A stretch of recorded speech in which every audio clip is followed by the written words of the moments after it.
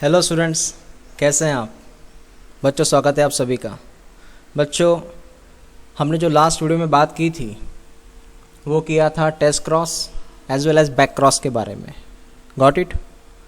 और आज जो हम बात करने वाले हैं वो करने वाले हैं 3.5 डेविएशन फ्रॉम मेंडल फाइंडिंग्स। जानते हैं मीनिंग कि आज का टॉपिक क्या है। Deviations from the Mendel findings. Actual में इस टॉपिक में हम ये बात करेंगे कि मेंडल्स ने अब तक जो खोज की थी उस खोज में जो ड्रॉबैक्स कुछ बने थे, कुछ चीज़ें ऐसी थी जो मेंडल जी को एक्सप्लेन नहीं करते आई, प्रूफ नहीं करती आई। ओके, और वही चीज़ों के बारे में हम बात करने वाले हैं और आप सिंपली भाषा में ड्रॉबैक्स बोल सकते हैं। Okay, so deviation from Mendel's finding,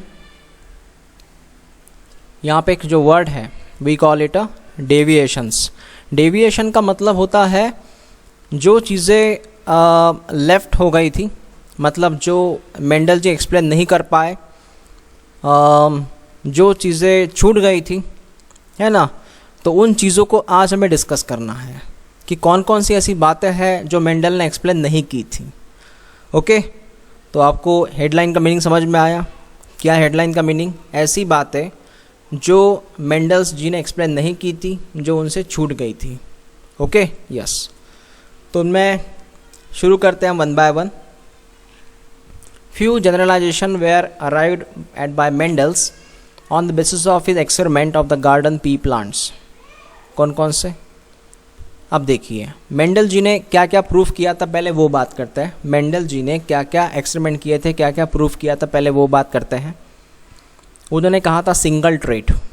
single trait का मतलब होता है जैसे टॉलनेस, ये सिंगल ट्रेट हुआ। उसके बाद में है सिंगल जीन। सिंगल जीन का मतलब है आप टी के बारे में बात कर रहे हैं। Yes, you are discussing about the T, चाहे वो कैपिटल टी हो चाहे वो स्मॉल टी हो, लेकिन ये हुआ सिंगल टी। समझिएगा, मैंने अगर यहाँ पे कैपिटल टी लिखा या स्मॉल टी लिखा तो इसे मैं वन जीन मानूंगा। It is called as one gene. अगर मैं बात कर रहा हूँ कैपिटल टी, इधर कैपिटल आर, तो ये हो गए टू जीन्स।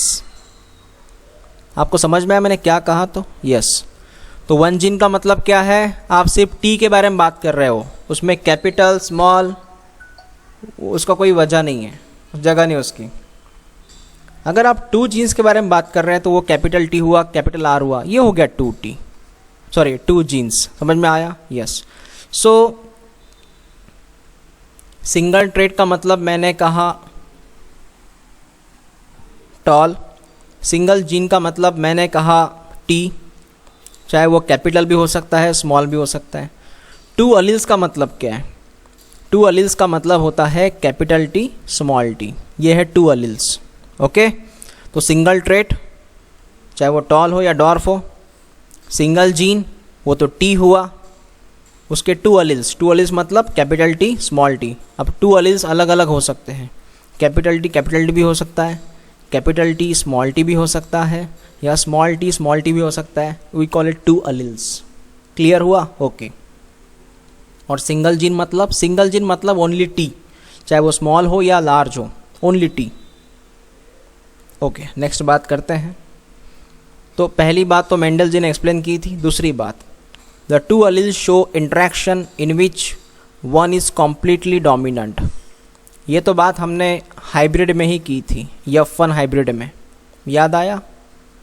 उन्होंने कहा टू अलील जो है, टू अलील्स का मतलब कैपिटल टी या स्मॉल टी। हाँ, ये हो गया to alleles, capital T small T हो गया टू अलील्स। इनके बीच में रहता है इंट्रैक्शन, लेकिन इनमें एक ही रिजल्ट मिलेगा। वो क्या मिलेगा? डोमिनेंट। क्या मिलेगा? डोमिनेंट मिलेगा। मतलब अगर आप कैपिटल टी स्मॉल टी की बात कर रहे हैं तो वहाँ पे एक ही रिजल्ट होगा। क्या होगा? वो डोमिनेंट का रिजल्ट होगा, और वो रिजल्ट का नाम है टॉल। मेंडल जी के हिसाब से अगर आप F1 की बात कर रहे हैं, उसमें अगर दो अलील्स है कैपिटल टी स्मॉल टी, उसका रिजल्ट हमेशा टॉल ही आएगा अकॉर्डिंग टू मेंडल। ये समझ में आया आपको? यस। चलो सर, ये बात हमें समझ में आ गई कि वो कम्प्लीटली डोमिनेंट है, तो एक ही रिजल्ट होगा, तो टॉल ही होगा। अगर वहाँ पे कैपिटल आर स्मॉल आर है तो वो राउंड शेप सीड, तो राउंड शेप सीड ही होगा, है ना। यस, ये था सेकंड रूल। थर्ड था फैक्टर्स। फैक्टर का मतलब है genes. On different trait present on different chromosomes assort independently. अब मैं आपको डायरेक्टली यहाँ बात करना चाहूँगा। हमने ये रूल देखा है मेंडल्स का, ये था थर्ड लॉ। बस थर्ड लॉ आपने, अगर आपको समझ में आया थर्ड लॉ तो बस वही है वो। ओके, ये मेंडल्स का थर्ड लॉ है। ये कंप्लीटली डोमिनेंट का मतलब है मेंडल जी का फर्स्ट लॉ है ये। समझ में आया? यस। तो ये रहा मेंडल जी का dominant, law of dominance, first law. ये इंडिपेंडेंट असॉर्टमेंट, ये थर्ड लॉ, ठीक है।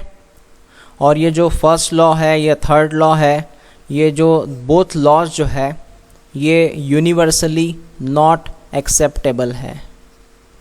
मतलब इसको दुनिया ने एक्सेप्ट नहीं किया। मेंडल्स के जाने के बाद, मेंडल जब थे तब किया था, लेकिन जैसे बाद में स्टडी हुआ, मेंडल जी के डेथ के बाद जो पोस्ट मेंडेलियन है उसमें जो स्टडी हुआ, तो ये टू रूल्स है, टू रूल्स, इसको एक्सेप्ट नहीं किया गया। लेकिन जो मेंडल जी का सेकंड रूल है उसको एक्सेप्ट किया गया। तो आप ये याद रखिएगा कि मेंडल जी के जो फर्स्ट लॉ थर्ड लॉ है, it is not universally acceptable, but Mendel second law is universal acceptable. Clear हुआ? हाँ। अब मैं ऐसा क्यों कह रहा हूँ आप आगे देख सकते हैं, आगे वही पढ़ाई हम करेंगे। आगे वाला जो कंसेप्ट है हमारा वो है नियो मेंडलिज्म। नियो मेंडलिज्म का मतलब होता है post Mendelian study. Neo Mendelism का मतलब है पोस्ट मेंडेलियन स्टडी। मेंडल्स जी के बाद लगभग इन 1900 इस ईयर में जो स्टडी किया गया था, इस काल में जो स्टडी किया था, इस वक्त जो मोस्टली इस दरम्यान जो स्टडी हुआ था ना, उसे हम कहते हैं नियो मेंडलिज्म। नियो का मतलब होता है एक न्यू। मेंडल्स के रूल में ही आप क्यों कुछ नए रूल अप्लाई कर रहे हैं, उस रूल को थोड़ा आप चेंज कर रहे हो, है ना, उसमें कुछ और चीज़ें ऐड कर रहे हो, उसको एडवांस बना रहे हो। हम इसे एडवांस भी बोल सकते हैं, इज एन एडवांस, है ना, मॉडिफिकेशन बोल सकते हैं आप इसे। It's called as neo Mendelism. तो नियो मेंडलिज्म का सीधा मीनिंग क्या है? Post Mendelian study. कि मेंडल के जो रूल है उसमें आप कुछ नए रूल बनाइए, क्योंकि नए रूल रिजल्ट मिले थे वैसे। फर्स्ट लॉ थर्ड लॉ जैसे मेंडल ने कहा था वैसे ही सब प्लांट में रिजल्ट नहीं मिले। फर्स्ट और थर्ड लॉ जैसे मेंडल जी ने कहा था वैसे ही सब प्लांट में ऐसे रिजल्ट नहीं मिले, कुछ अलग अलग रिजल्ट मिले थे। उसी के ऊपर से उन्होंने फिर नियो मेंडलिज्म का नया थ्योरी लिखा था। और ये अलग साइंटिस्ट थे, न्यू साइंटिस्ट हैं, मतलब after the death of the Mendel के बाद जो साइंटिस्ट है उन्होंने लिखा था नियो मेंडलिज्म्स। वही हम जानेंगे। It was observe that phenotypic expression of a gene can be modified or influence का मतलब यही है modified by the other genes। अब देखिए ये रूल क्या कहता है। ऐसा देखा गया है जो phenotypic expression of the one gene can modified influenced by other genes। मतलब देखिए ये A एक जीन है और ये B एक जीन है ना। ओके, तो ऐसा देखा गया जब A और B जीन जब साथ में आते तब इनके बीच में रहता है इंटरेक्शन। क्या रहता है? इंटरेक्शन। और इस इंटरेक्शन में होता क्या है, कोई एक जीन दूसरे जीन को प्रभावित करता है। कोई एक जीन इसको जीन को प्रभावित करेगा या फिर ये जीन इसको प्रभावित करेगा। प्रभावित मतलब उसका कैरेक्टर चेंज करेगा। A B पे असर करेगा, B A पे असर करेगा। उसी का मतलब होता है मॉडिफाइड या इन्फ्लुएंस।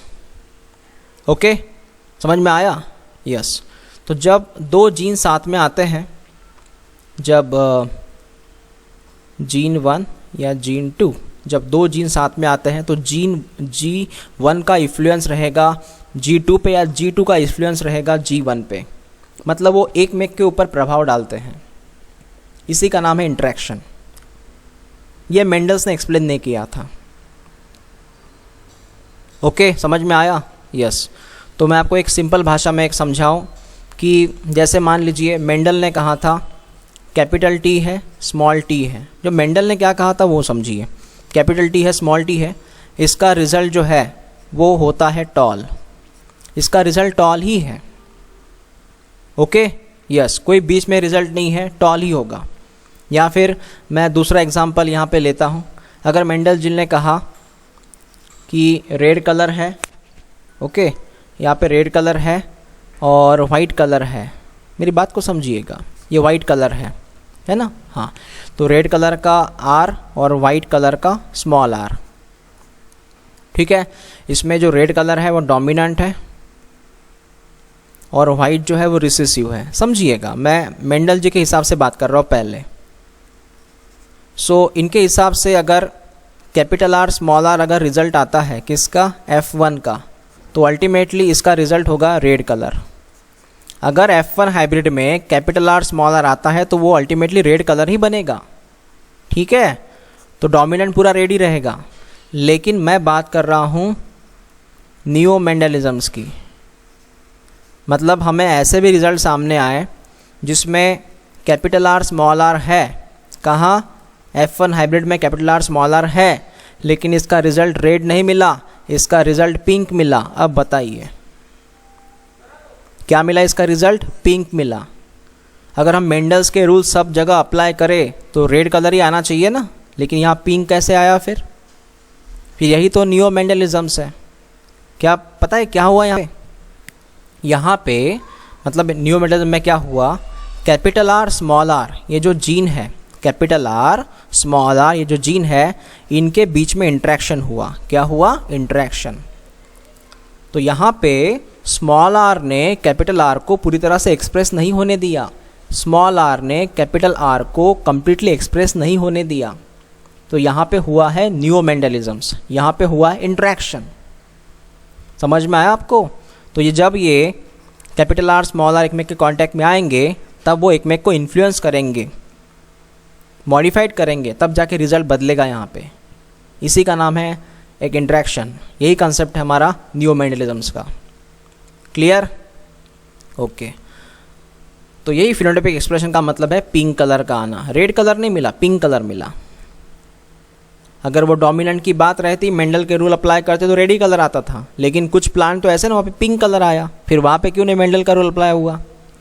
हाँ।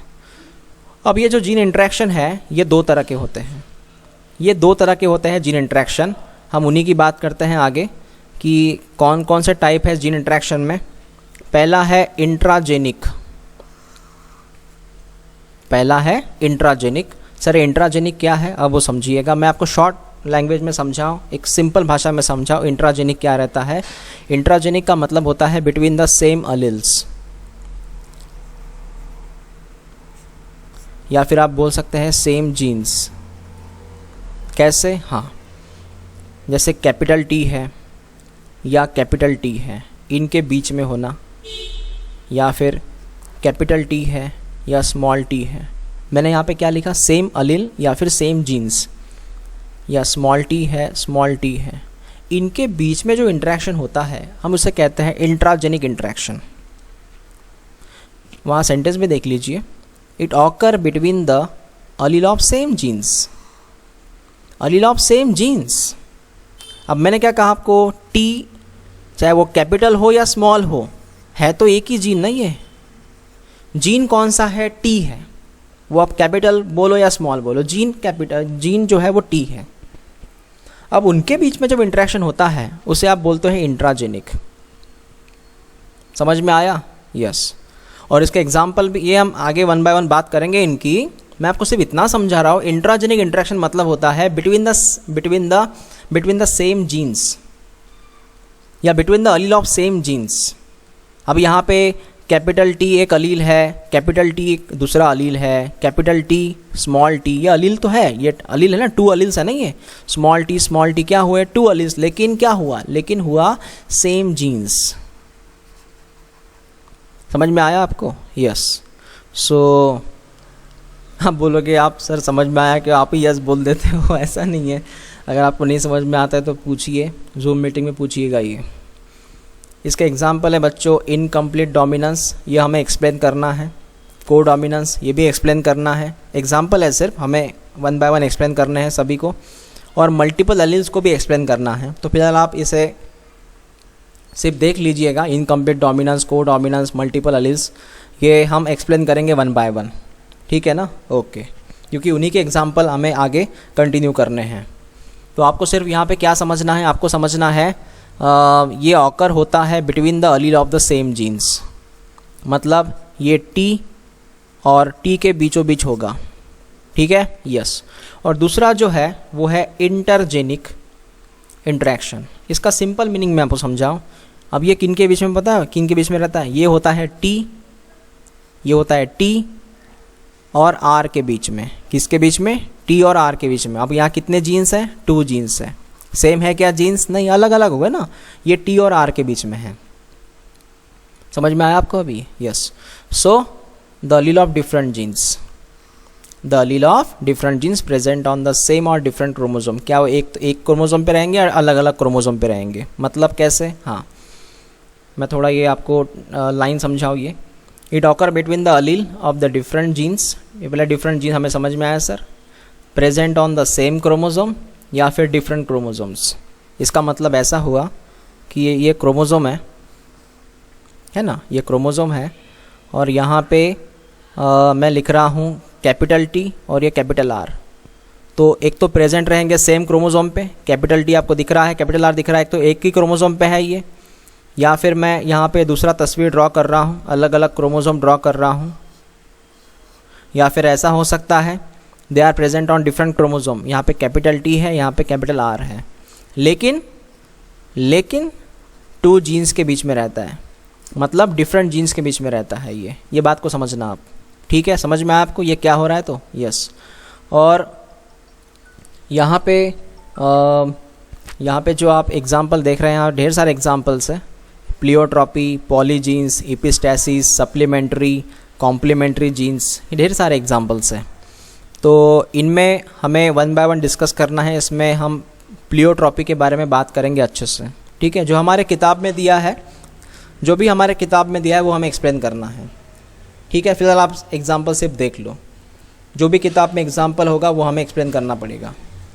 आपको सिर्फ यहाँ पे डिफरेंस जानना है। डिफरेंस ये है, जब कैपिटल टी या फिर कैपिटल टी स्मॉल टी या फिर स्मॉल टी इनके बीच में इंटरेक्शन जब होगा, इसे कहते हैं इंट्राजेनिक। समझ में आया।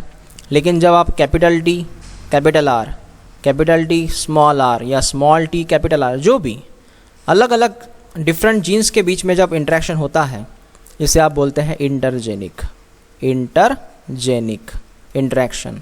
समझ में आया, यस।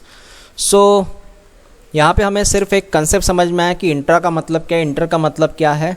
हम उसको अब कल से, मतलब नेक्स्ट वीडियो में हम हर एक के एग्जाम्पल जो है, जैसे कि यहाँ पे आप देख रहे हैं इनकम्प्लीट डोमिनेंस, को डोमिनेंस, हम इनके बारे में वन बाय वन बात करेंगे, ठीक है बच्चों।